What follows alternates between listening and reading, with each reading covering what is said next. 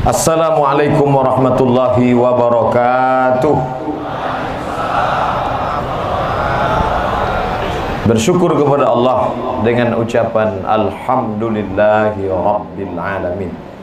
Bersalawat kepada Rasulullah dengan ucapan Allahumma salli ala Sayyidina Muhammad wa ala ali Sayyidina Muhammad. Yang sama-sama kita hormati Kepala Staf Angkatan Darat Bapak Jenderal TNI Mulyono beserta Ibu, Bapak Wakil Kepala Staf Angkatan Darat beserta Ibu. Selanjutnya bapak-bapak yang tidak dapat saya sebutkan nama jabatannya, saya khawatir salah karena menjelang berbuka ini kita kurang konsentrasi. Dari Makkah terus ke Muzdalifah, pergi haji adik-beradik.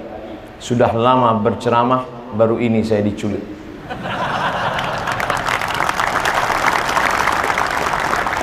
Yang besar tak dihimbau gelar, yang kecil tak disebut nama. Insya Allah kita semua dimuliakan Allah Subhanahu wa Ta'ala. Amin ya Rabbal Alamin. Saya diberikan waktu kesempatan yang amat sangat panjang. Insya Allah petang ini kita akan berbuka pada pukul 5.47. Dan inilah ceramah terpanjang, karena penantian azan maghrib itu luar biasa. Sampai-sampai banyak saudara kita yang mendengarkan azan zuhur rasanya seperti azan maghrib, karena mirip sekali. Bapak Ibu yang dimuliakan Allah Subhanahu wa Ta'ala, kalau ada istilah culik, maka saya adalah orang diculik yang jatuh cinta kepada yang menculik. Sungguh kata yang dipilih oleh Bapak Kepala Staf Angkatan Darat, kata-kata yang tajam, tapi sesungguhnya itu memberikan kelembutan yang luar biasa. Saya disambut, dijemput dari Bogor, dari markas Islamic Center Az-Zikra sampai kemari dengan pengawalan yang luar biasa. Kemudian disambut, biasanya saya datang menemui para pejabat, tapi hari ini saya yang didatangi ke kamar, diucapkan selamat datang, disambut, diajak berfoto. Lalu kemudian saya kira foto-foto ini kalau saya share akan menaikkan rating insyaallah. Dan menghilangkan tuduhan-tuduhan bahwa radikal, anti NKRI dan lain sebagainya bagi orang-orang yang tidak mengenal. Tak kenal maka tak sayang, tak sayang maka tak cinta. Datanglah Sukarni kepada Soekarno. Mirip namanya Pak Ustadz, tidak ada yang kebetulan, ini takdir Allah. Pak Sukarni datang kepada Bung Karno, Presiden Insinyur Soekarno.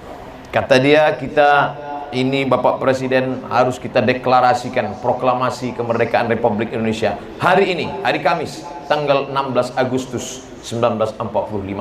Kata Presiden Soekarno, besok 17 Agustus. Kenapa mesti menunggu besok? Kata Sukarni, karena besok adalah Jumat Legi. Saya percaya bahwa itu hari kebahagiaan.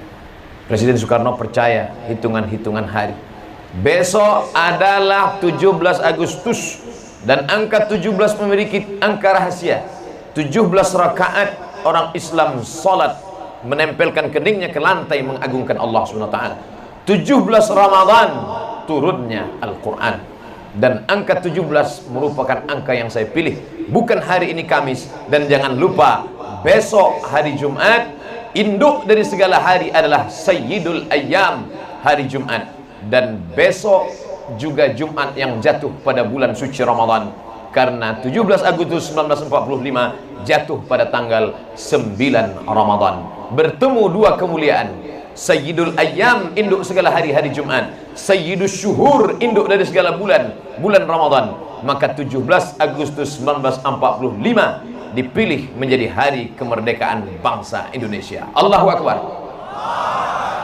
Orang yang berteriak Allahu Akbar tidak menghilangkan nasionalismenya. Orang yang cinta kepada NKRI tidak menghilangkan Allahu Akbarnya. Dari mana dibenturkan antara nasionalisme dengan kemerdekaan? Dari mana dibenturkan antara Allahu Akbar dengan kecintaan dengan negara Kesatuan Republik Indonesia? Maka orang yang tidak mengerti sejarah, orang yang tidak paham bagaimana negeri ini, bangsa ini merdeka. Negeri ini, bangsa ini merdeka karena teriakan Bung Tomo, Allahu Akbar. Dan pada tanggal 9 Ramadan 17 Agustus 1945, orang-orang yang lapar yang menggerek bendera itu, Presiden Soekarno, Bung Hatta, setelah merdeka, setelah bendera itu tegak di atas kepala mereka, Bung Karno mengangkat tangannya, berdoa, bersyukur kepada Allah Subhanahu wa taala. Pada mukaddimah preambul Undang-Undang Dasar 1945 dinyatakan, atas berkat rahmat Allah Subhanahu wa taala dan keinginan bangsa Indonesia yang luhur, karena orang yang puasa berteriak menggetarkan nyawa itulah, maka Belanda itu lari potang-panting kembali ke Amsterdam. Anda yang berteriak itu orang kenyang, Belanda tidak akan takut. Orang lapar itu teriakannya luar biasa. Kalau tidak percaya, mari kita dengarkan teriakan orang lapar. Allahu Akbar. Luar biasa. Coba nanti habis berbuka kita teriak Alhamdulillah. Artinya apa? Sekarang kita mengalami ada dua fobia. Yang satu fobia Islam, dia takut mendengar teriakan Allahu Akbar. Yang satu fobia nasionalisme, dia takut melihat kebangsaan. Ini keduanya tidak benar. Ketika kita mengatakan Allahu Akbar, hubbul watan minal iman, cinta tanah air adalah bagian dari keimanan. Tanggal 19 Desember tahun 1948, saat itu Belanda mulai agresi kembali. Maka pada saat itu juga Presiden Soekarno diminta oleh Panglima Besar Jenderal Sudirman untuk mengumumkan bahwa negara darurat, kita harus melawan Belanda. Tapi pada saat itu Presiden Soekarno tidak sampai hati, karena Presiden Soekarno khawatir ini Panglima Besar Jenderal Sudirman dalam keadaan sakit. Tapi rupanya sakit itu hilang dari dirinya karena semangat yang luar biasa. Maka dia tetap melawan. Tanggal 19 dia melawan, tanggal 25 dia tertangkap. Dan pada saat itu atas jasa dalam tanda kutip pengkhianatan seorang anak bangsa, warna kulitnya sama dengan kita, wajahnya sama dengan wajah kita, hidungnya sama dengan hidung kita, bahasanya bahasa sama dengan kita, tapi hatinya berkhianat kepada Belanda. Akhirnya pasukan tentara nasional Indonesia ditangkap, dikepung oleh Belanda. Tapi Jenderal Besar Sudirman otaknya cerdas luar biasa. Begitu dia tahu kita akan dikepung, ditangkap, dia kumpulkan semua pasukan, dia ajak berzikir tahlil, afdhul zikri la ilaha illallah. Mereka bertahlil beramai-ramai, la ilaha illallah, la ilaha illallah, la ilaha illallah. Apa yang terjadi? Keajaiban muncul. Belanda menembak pengkhianat itu karena menyangka ini informasi bocor, tidak benar. Kamu katakan ada presiden, ada jenderal, ada panglima besar, mana yang ada orang yang sedang tahlilan? Ternyata Belanda tahu juga mana tahlilan. Katanya ada panglima besar, yang ada orang tahlilan. Kamu pembohong, ditembak mati itu pengkhianat. Dunia tidak dapat, akhirat melayang, mati dalam keadaan mati konyol. Lalu setelah peristiwa itu selesai, jenderal besar tidak tertangkap. Mereka datang berlomba-lomba menjumpai Jenderal Sudirman. Jenderal, ya, apa jimatnya sampai tidak tertangkap? Mereka sangka Jenderal Sudirman jimatnya diikat di tangan, diikat di pinggang. Mereka sangka ada keris kecil yang diletakkan di dompet. Ini bahaya kalau keris kecil kita letakkan di dompet, nanti kerisnya patah, pantat tertusuk. Apa itu jimat Jenderal Besar Sudirman? Jenderal Sudirman tersenyum. Kamu tahu jimatnya 3. Yang pertama, wudhu tidak pernah putus. Jenderal Besar Sudirman tidak pernah putus wudhunya. Sampai pada saat dia sakit, sampai saat digotong, wudhu tidak pernah putus. Yang kedua, sholat berjamaah. Karena dia adalah orang yang tak pernah tinggal sholat berjamaahnya. Sampai perang sekalipun, dia amalkan syariat yang diajarkan Nabi Muhammad SAW. Sholat khauf, sholat dalam keadaan ketakutan. Disusun 2 pasukan berbaris. Itu yang diajarkan Nabi pada bala tentaranya. Nabi Muhammad menjadi imam dan disusun baris pertama sholat, baris yang kedua memegang senjata untuk melihat kalau ada musuh datang. Selesai 2 rakaat salam, baris pertama mundur ke belakang, baris belakang maju ke depan, sholat dilaksanakan. Sampai apa kata Allah Ta'ala, wa idza kunta fihim fa aqamta lahumus shalah. Pada saat perang sekalipun kalian tetap melaksanakan sholat berjamaah. Itu diamalkan oleh Panglima Besar Jenderal Sudirman. Pertama, wudhu tak putus. Yang kedua, sholat berjamaah walaupun perang. Yang ketiga, cinta kepada bangsa. Namanya tidak pernah minta diabadikan. Dia tidak pernah minta dibuatkan patung besar. Tapi hari ini jasanya diabadikan. Namanya disebut untuk panglima besar, para ulama, para tentara, para pemuka, para pendekar, para orang yang berjuang dengan tetes darah penghabisan untuk negeri ini. Untuk mereka semua kita bacakan Al-Fatihah.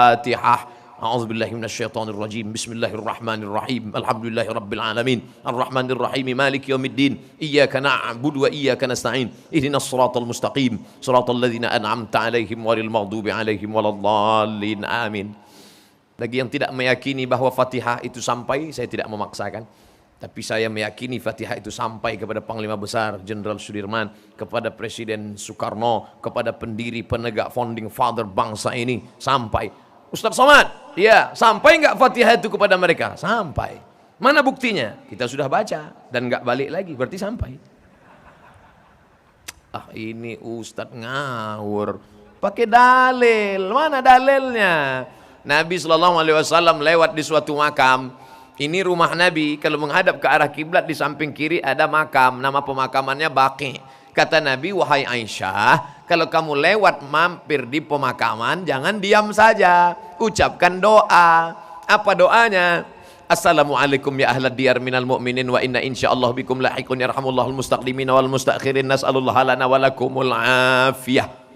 Apakah mesti satu nafas? Tidak, jangan dipaksakan, nanti nafasnya habis.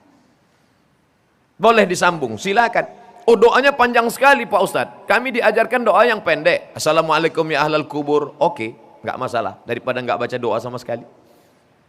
Itu menunjukkan doa pada orang meninggal sampai.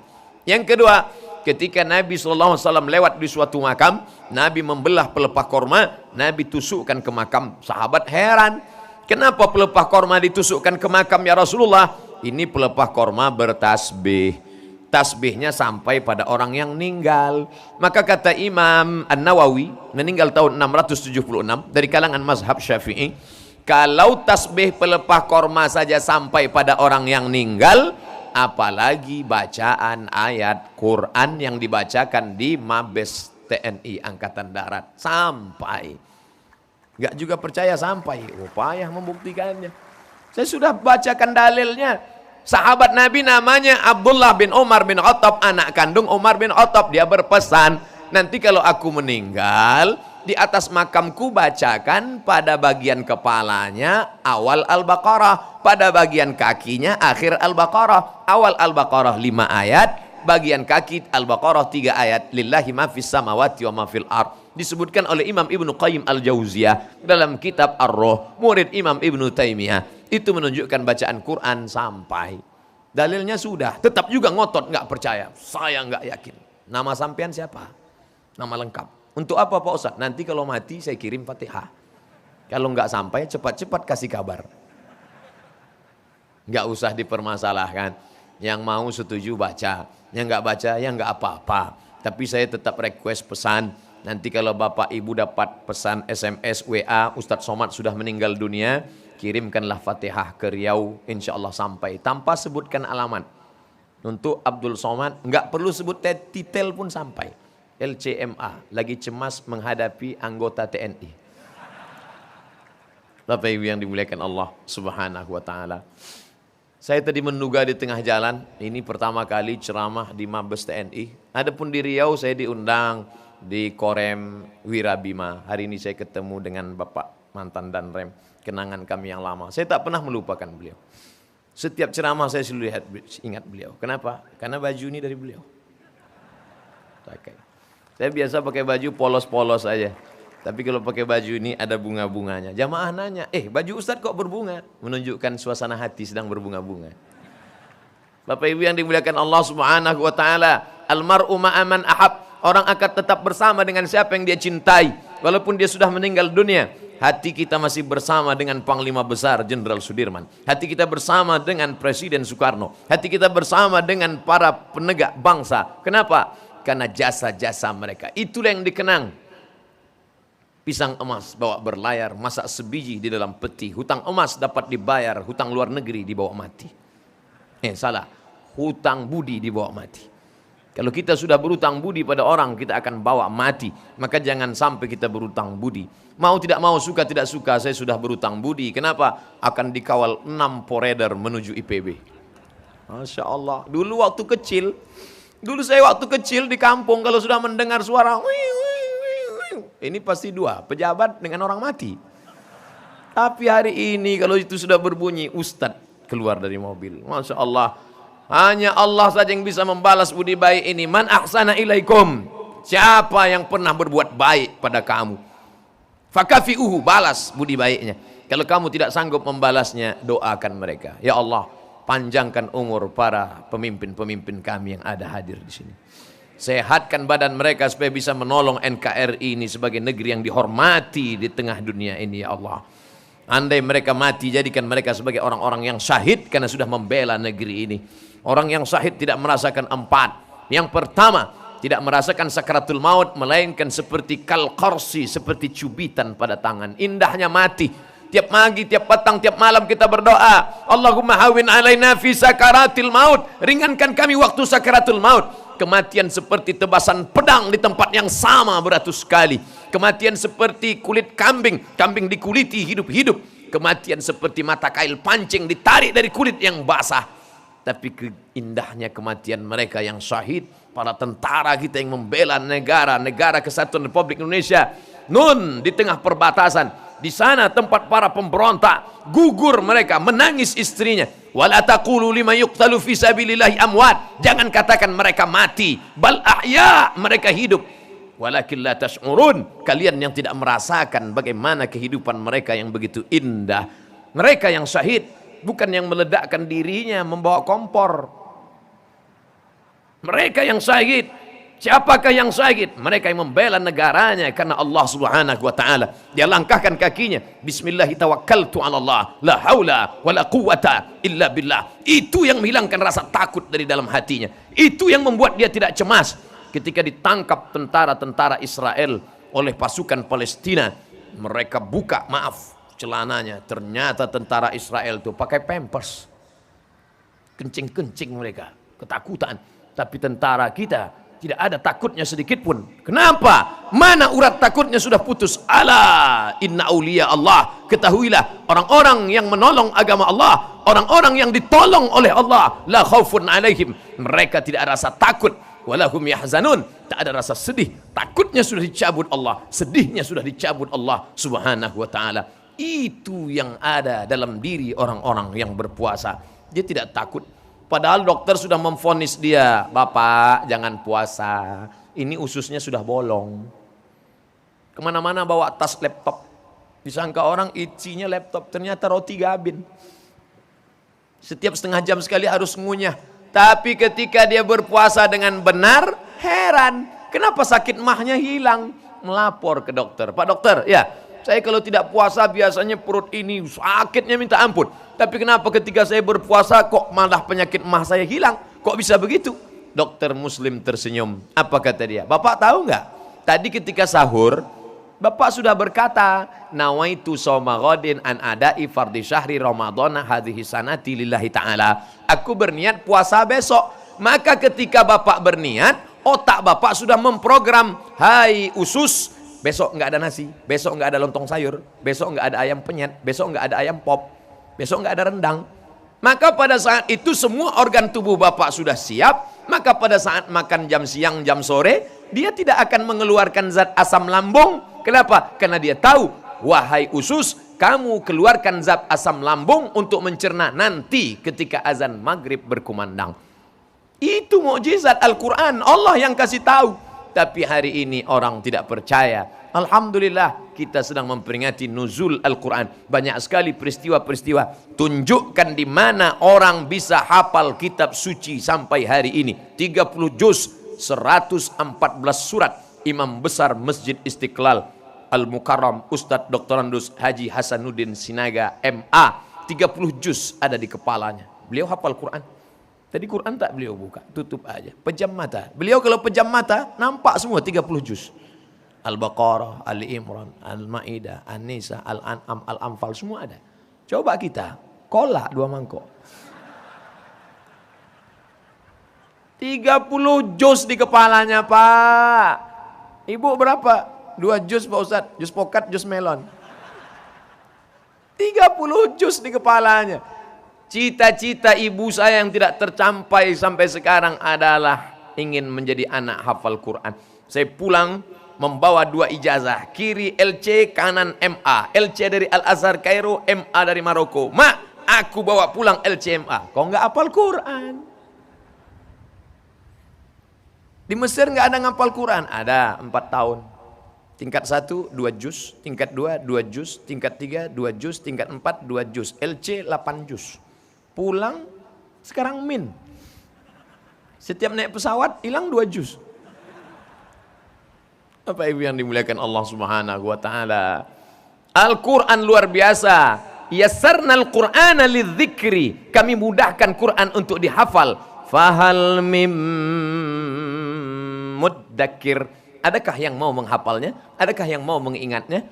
Saya paham, saya tahu. Tentara-tentara banyak yang hafal Quran. Banyak yang bisa baca Quran. Tapi karena acara petang ini acara nasional, maka pakai qori naturalisasi dari imam besar Masjid Istiqlal. Kami ketika acara di Korem, Wirabima, Pekanbaru, saya lihat pakai baju tentara. Naik ke atas. Dalam hati saya, pasti qori nggak datang.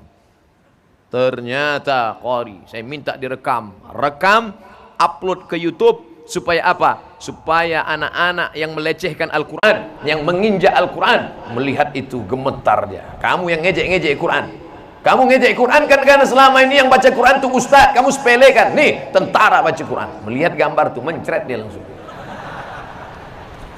Bapak-bapak dari tentara, bapak nggak perlu ceramah, bapak nggak perlu kultum, cukup dengan seragam tentara, sholat di masjid. Allahu Akbar. Saya tinggal nunjukkan ke anak-anak. Lihat tuh, lihat. Tentara pakai pistol besi sholat. Ini pistol air nggak sholat. Lihat tuh, tentara, jenderal bintang 4 sholat. Ini bintang 7 nggak sholat. Pusing kepala. Bangga kita luar biasa.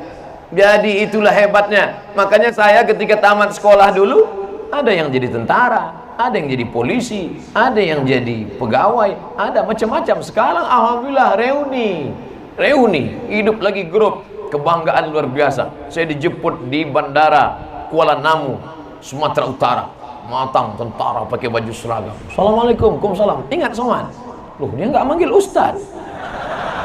Soman gitu, siapa? Kawan satu kelas dulu. Masya Allah. Di Aceh juga begitu, di Banda Aceh. Kawan satu kelas dulu. Masya Allah, bangga saya. Begitu ketemu, langsung saya ajak foto. Ayo foto. Untuk apa? Supaya ngejek-ngejek saya, supaya jangan lagi ngejek saya. Bapak Ibu yang dimuliakan Allah Subhanahu wa Ta'ala, tolong agama Allah ini dengan seragammu, tolong agama Allah ini dengan kekuasaanmu, tolong agama Allah ini dengan jabatan yang ada di tanganmu. Pulang saya dari Maroko tahun 2008 bulan Ramadan, sekarang 2018 bulan Ramadan, genap 10 tahun saya sudah pulang ke pangkuan Ibu Pertiwi, Negara Kesatuan Republik Indonesia. Secara tak langsung ini hadiah terbesar yang diberikan Allah. Abdul Somad, 10 tahun kau ceramah, kuberikan kau hadiah terindah, ceramah di Mabes TNI Angkatan Darat. Masya Allah. Pulang saya, tiba-tiba datang 3 orang bapak-bapak. Ustaz Somad, apa yang bisa kami lakukan untuk menggoncang negeri ini? 3 orang ini semuanya, 3-3 udah pensiun. Tangannya bergoncang. Dalam hati saya, apa yang mau kita lakukan? Kalau mau menggoncangkan ketika ada kekuasaan. Oh, kalau begitu orang yang minoritas, saudara-saudara kita akan teraniaya. Tidak. Karena Al-Quran mengajarkan, wa ma arsalnaka illa rahmatan lil alamin. Allah menurunkan agama ini rahmatan, menjadi rahmat bagi semesta alam.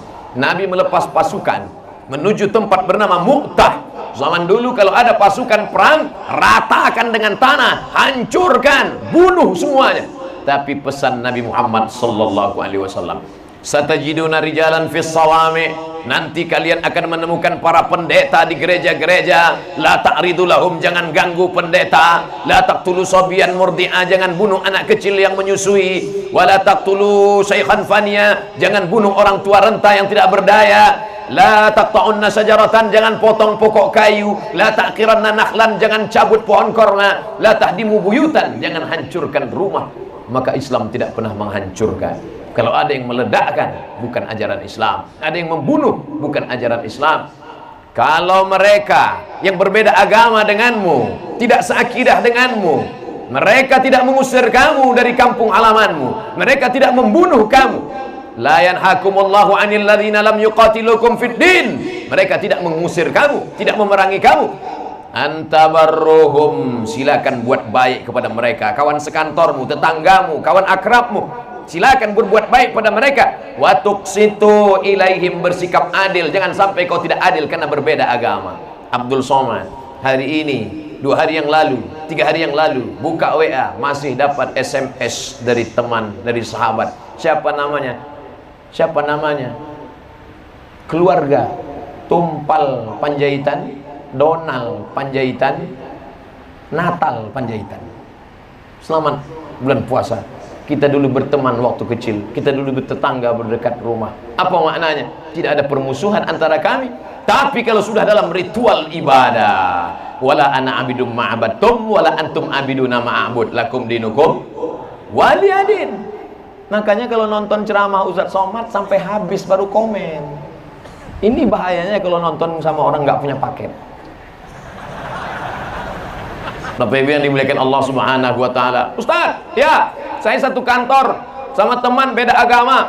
Boleh nggak saya hadir acara pernikahan dia? Nikahnya di mana? Di hotel Pak Ustaz. Silakan datang. Ucapannya Pak Ustaz, selamat menempuh hidup baru. Semoga selamat sampai ke Pulau Harapan. Selamat dari pukulan ombak di hempas gelombang. Oh, itu ucapannya? Iya. Oh, jadi bukan ucapan barakallahu lakuma wa baraka alaikuma. Itu untuk yang sesama muslim, tapi niatnya baik semua. Oh gitu Pak Ustaz, ya. Setelah selesai foto-foto, silakan. Foto bukan ritual ibadah. Nanti makannya Pak Ustaz. Oh, kita kan sudah lama bertetangga, berteman, bersahabat, berkawan. Pasti dibuatkan Muslim food, makanan muslim. Silakan makan.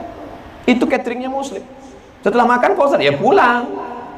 Ada yang satu setelah makan di sini mampir non-muslim food.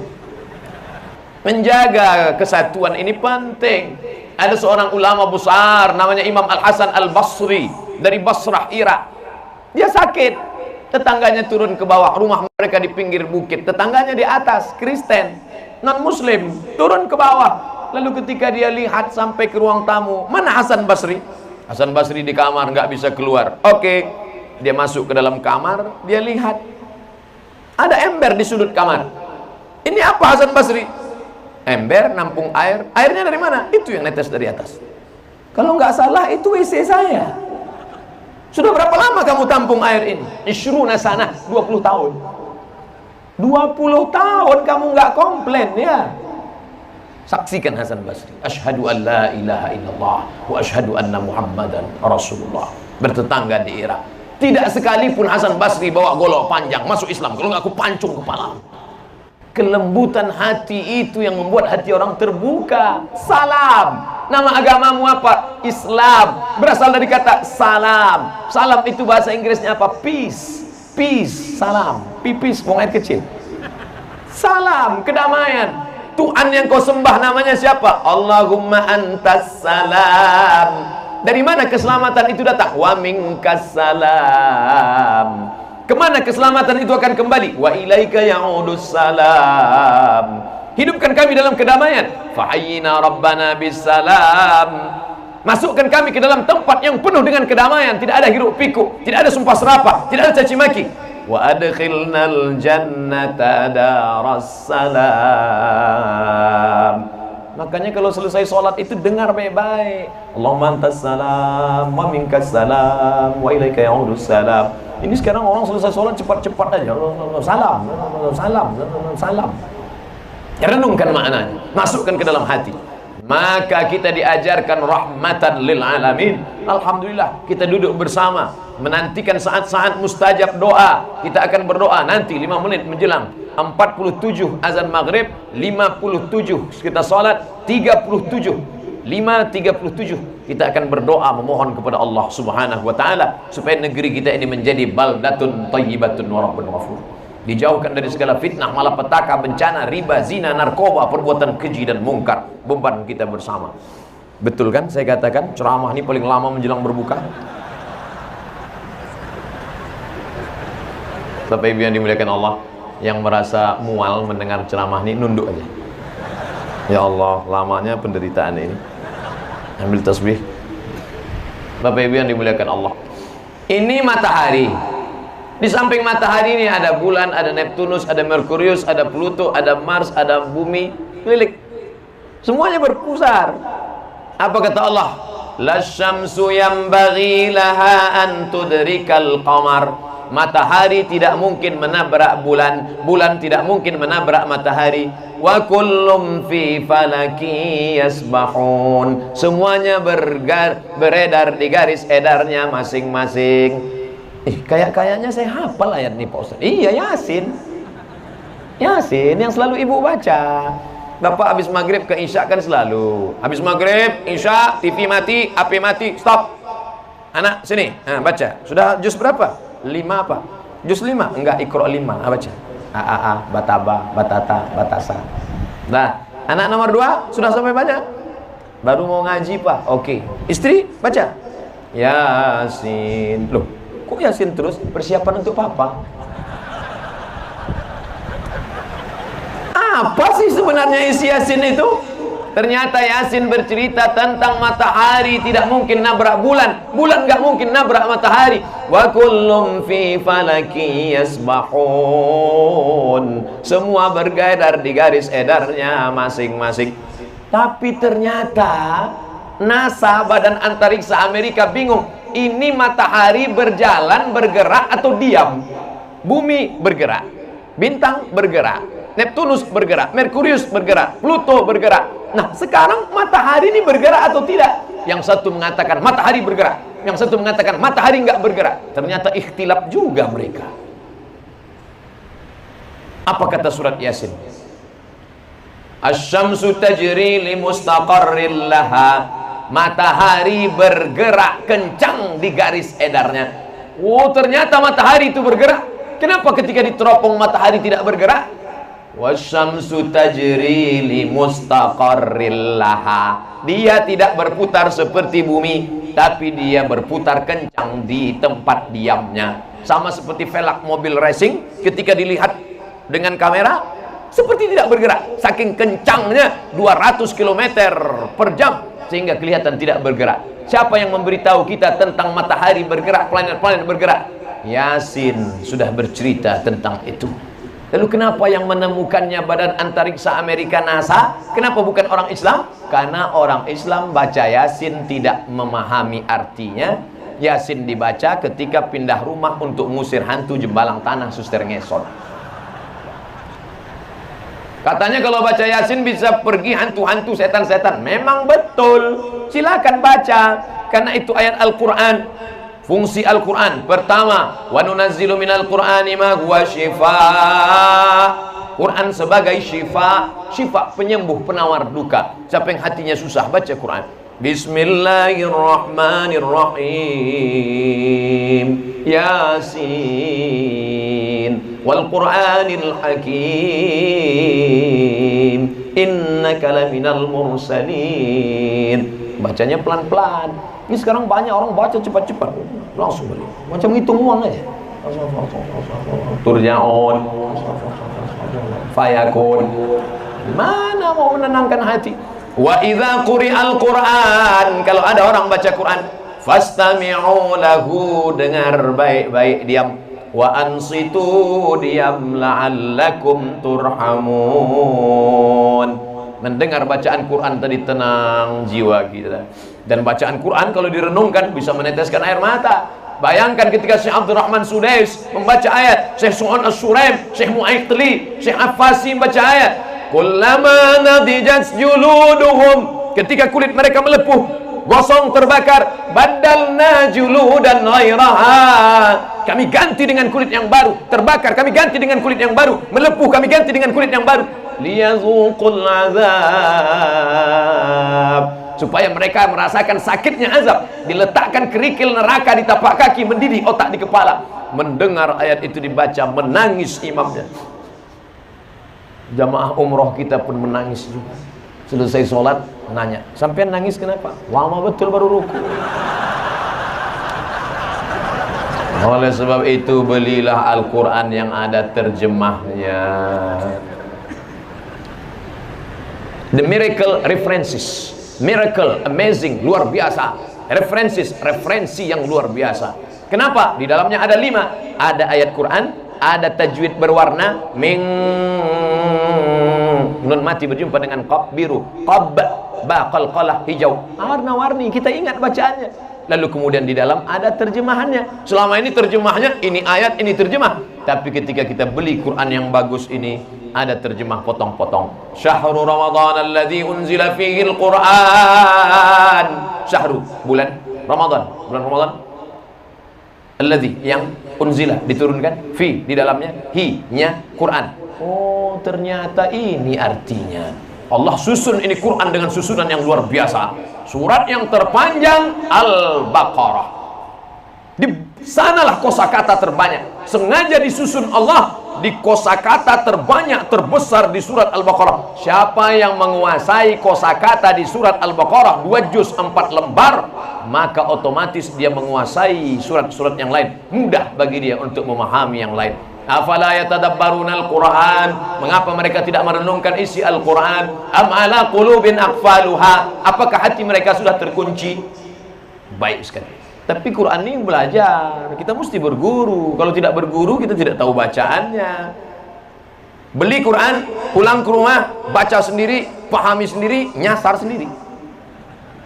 Baca, baca. Alamaso. Hah? Kok alamaso? Sampean ngajinya di mana? Guru saya ada. Siapa gurunya? Google.com.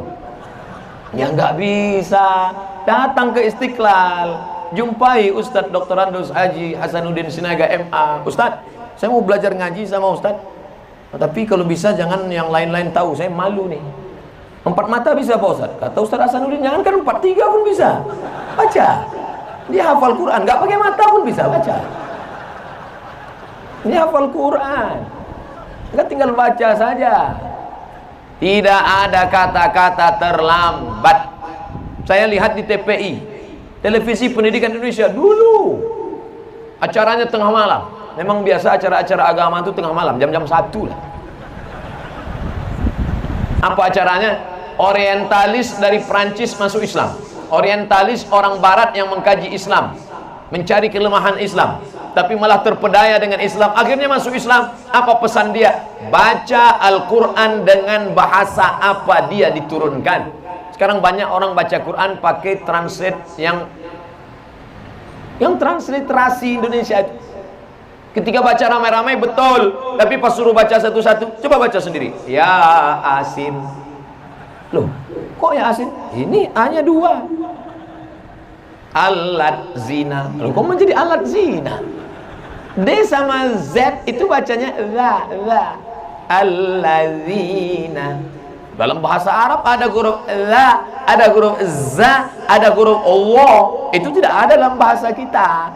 Ada sa, ada tha, ada sya, ada so. Abdus Somad. Qul huwallahu ahad, Allahus Somad. Tentang nama dia.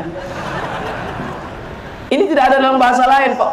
Ribet nih bahasa Arab nih Pak Ustadz. Kenapa mesti diturunkan dalam bahasa Arab? Ribet ini bahasa Arab. Ente kan belajar bahasa Inggris. Iya. Dalam bahasa Inggris juga ada huruf sya, shin.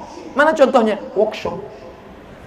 Where are you going? I am going to shopping center, Washington DC.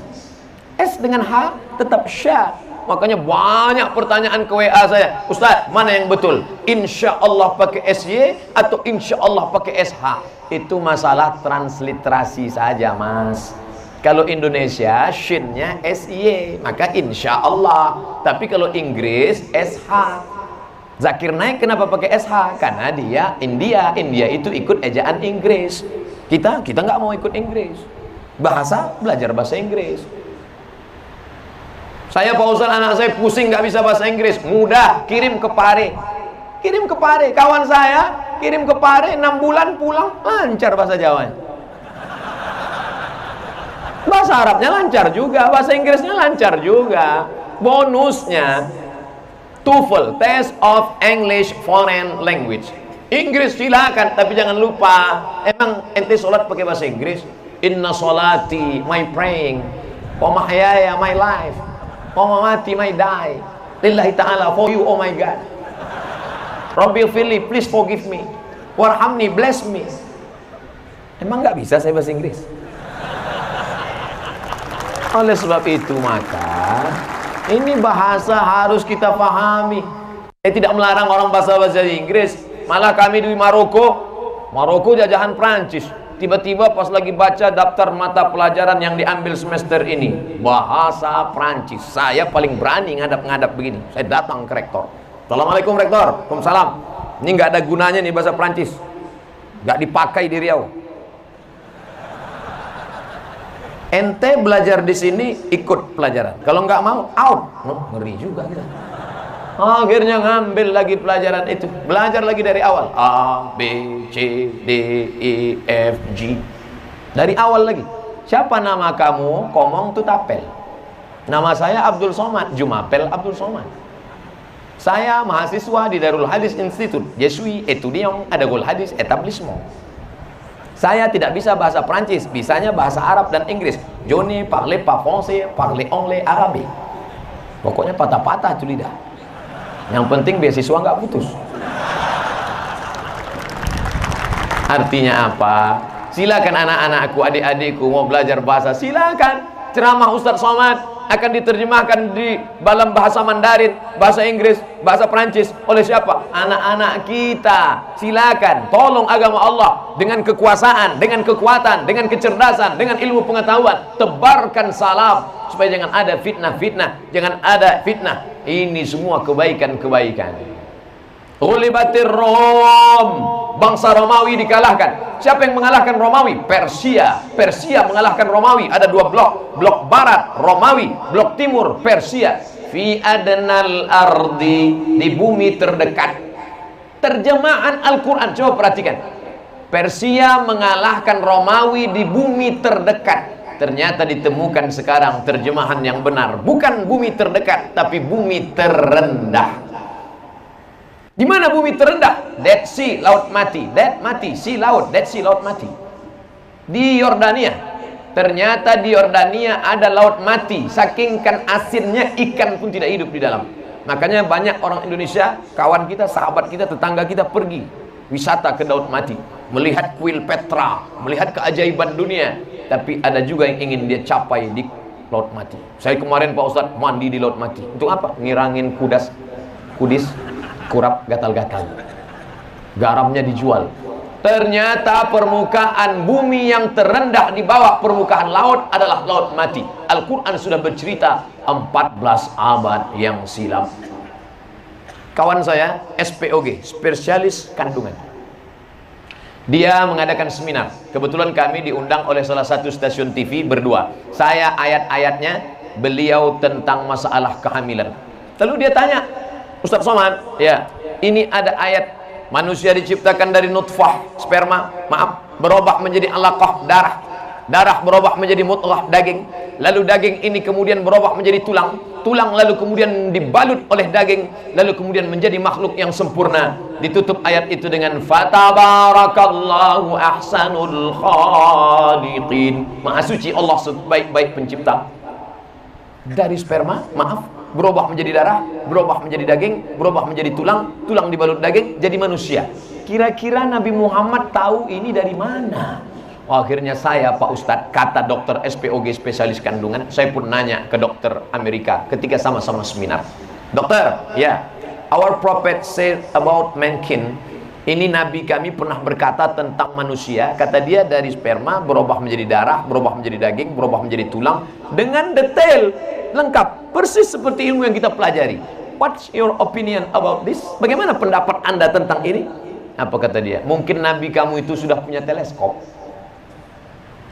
Mereka susah menangkap itu, tapi kita yang beriman mudah saja percaya. Dari mana Nabi Muhammad yang buta huruf tidak bisa tulis baca bisa tahu proses kejadian manusia sedetail-detailnya? Al-Quran menyebutkan tentang itu 14 abad yang lalu di tengah masyarakat buta huruf primitif. In huwa illa wahyu yuha, melainkan wahyu dari Allah Subhanahu wa ta'ala. Itulah iman.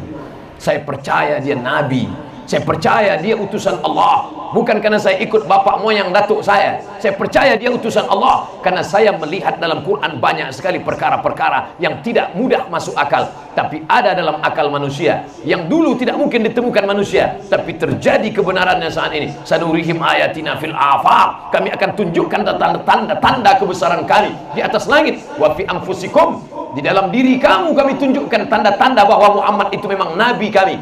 Afala ta'qilun, kenapa tidak berpikir? Afala tatafakkarun, kenapa tidak berpikir? Afala tatadzakkarun, kenapa kamu tidak berpikir? Lagi-lagi ilmu pengetahuan. Islam akan bangkit bukan dengan meledakkan kedutaan orang lain. Islam akan bangkit bukan dengan membunuh. Islam akan bangkit dengan menjunjung Al-Quran, memuliakan. Bagaimana cara memuliakan Al-Quran? Begini cara markas besar Angkatan Darat memuliakan Al-Quran, membuat pentas yang luar biasa. Rasanya saya masuk TV baru inilah sebesar ini. Masya Allah. Begini, saya tadi menduga waktu di jalan Ustaz Somad, ini acaranya intern TNI Angkatan Darat saja. Dalam bayangan saya paling 3 sop. Ternyata melimpah ruah. Hanya Allah saja yang memberikan kekuatan ini. Padahal sudah disiapkan kursi. Mana tahu menggeletar Ustaz nggak bisa berdiri. Allah memberikan. La haula wala quwata illa billah. Itu yang membuat bapak bisa tegar menghadapi musuh-musuh NKRI. Itu yang membuat bapak-bapak tentara kita bisa tegak berhadapan membela negeri ini. Ada kekuatan dari Allah Subhanahu wa ta'ala. Dia selalu berkata la ilaha illallah. Saat lahirnya dibisikkan ke telinga sebelah kanan, asyhadu an la ilaha illallah. Bagi yang di dalam belum azan. Yang nggak nonton, oh sudah, belum. Ini baru contoh aja. Saat saya lahir, ayah saya yang membisikkan ke telinga saya sebelah kanan, asyhadu an la ilaha illallah. Saat saya lahir, ayah saya. Saat anak lahir, begitu juga. Saat cucu saya lahir, anak saya yang akan mengazankan dia. Waktu anak Ustaz lahir, ya lahir dia 1 Muharram. Pandai dia nyari tanggal. Assalamualaikum. Waalaikumsalam. Ini Ustaz Abdul Somad. Betul. Bisa datang ke rumah sakit, ini mau melahirkan. Saya sedang ada acara nih menyambut 1 Muharram. Jadi gimana Pak Ustaz? Ya lahir aja, masa nunggu saya pulang? Setelah pulang baru saya mengazankan ke telinga. Datang bidan, kata dia, Pak, anaknya pegang gini, kepalanya di sini ya. Dia ajari saya. Dalam hati saya, kamu mau ngajari saya. Dia nggak tahu saya Ustaz, karena saya pakai kemeja, digulung, nggak pakai peci. Dia sangka mahasiswa semester 7.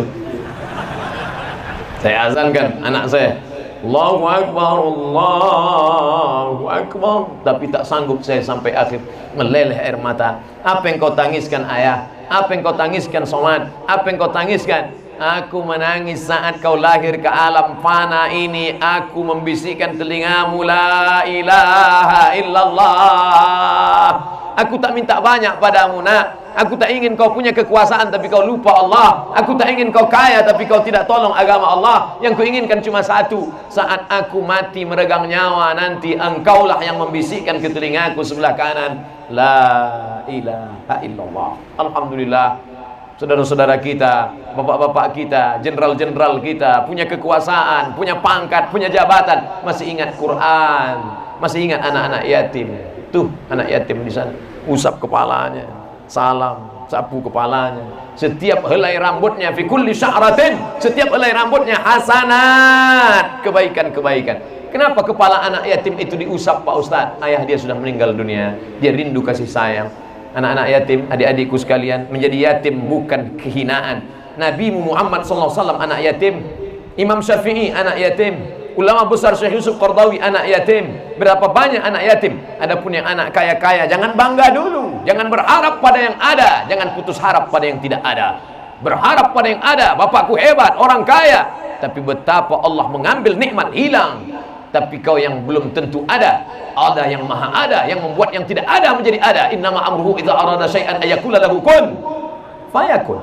Itu yang dibangkitkan semangat. Diundang anak-anak ini, mereka akan berjaya di masa depan. Mereka akan menjadi orang yang berhasil. Sampai mati dia ingat, dulu kami diundang di Mabes TNI Angkatan Darat buka bersama.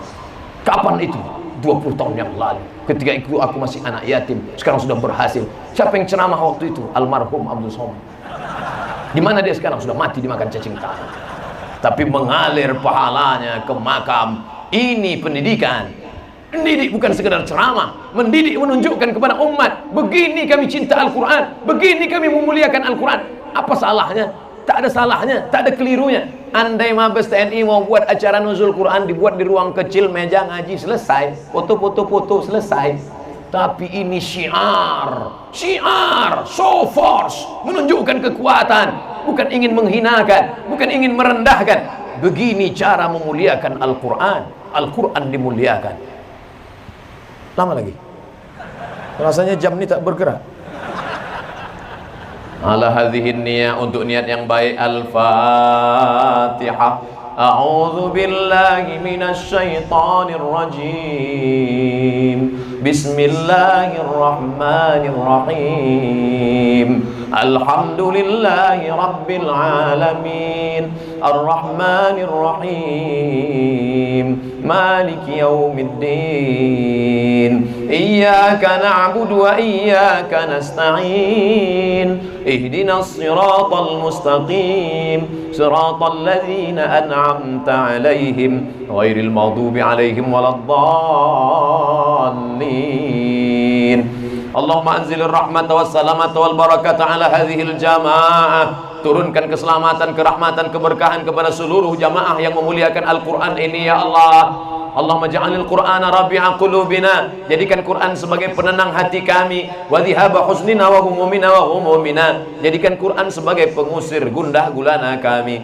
Waj'alhu lana imaman wa nuran wa hudan wa rahmah. Jadikan Quran sebagai pembimbing, pelindung, perahmat. Dengan Quran kami mendapat syafaatmu ya Allah, ya Rasulullah. Allahumma a'inna, tolong hati kami ala zikrika, supaya selalu berzikir mengingatmu, wa syukrika, selalu bersyukur kepadamu, wa husni ibadatik, selalu beribadah dengan ibadah yang terbaik padamu ya Allah. Ya muqallibal qulub, wahai engkau yang membolak-balikkan hati, sabit qulubana, kokohkan hati kami, ala dinik, dalam agamamu, wa ala ta'atik, dalam ketaatan kepadamu. Allahumma inna nas'aluka salamatan fid din, selamatkan kami dalam akidah, keyakinan agama kami, wa afiatan fil jasad, sehatkan badan kami supaya kami bisa membela negeri ini beramal saleh, wa ziyadatan fil ilmi, tambahkan ilmu kami supaya kami tidak terjebak pada aliran sesat, wa barakatan fil rizqi, berkahi rezeki kami supaya kami bisa berinfak, berwakaf dan bersedekah, wa taubatan qablal maut, beri kami taubat sebelum mati, wa rahmatan indal maut, berikan rahmat ketika mati,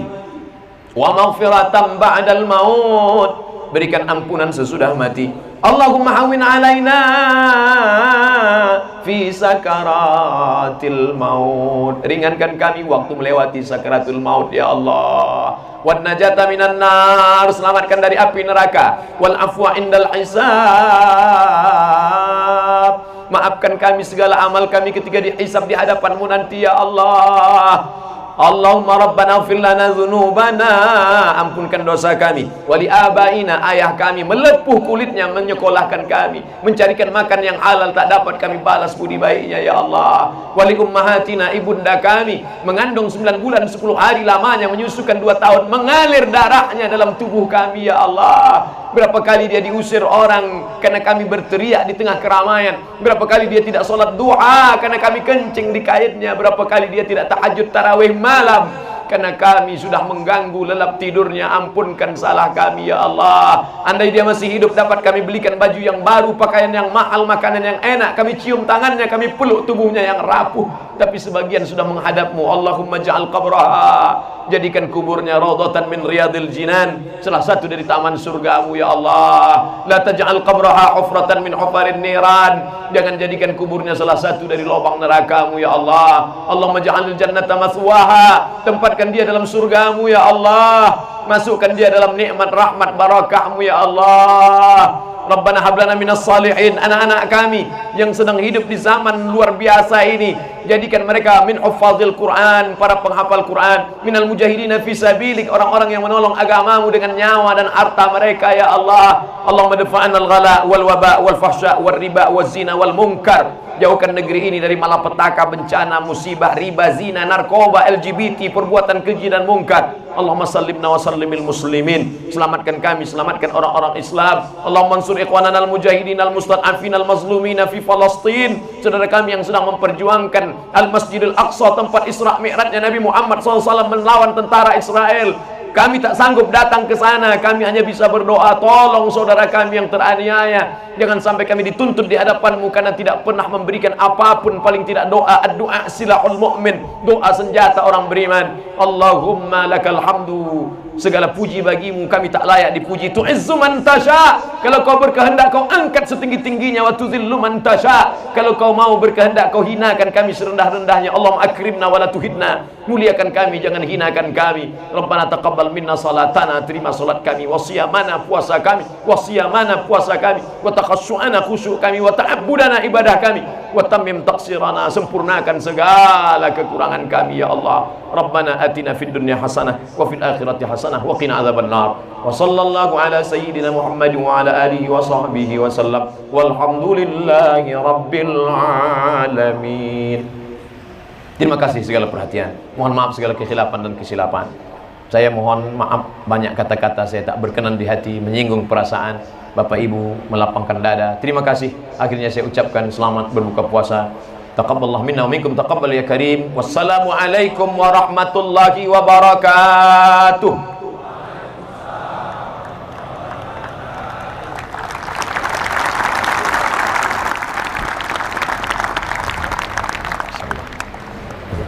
Barakallah. Jazakumullah. Selamat. Makasih banyak.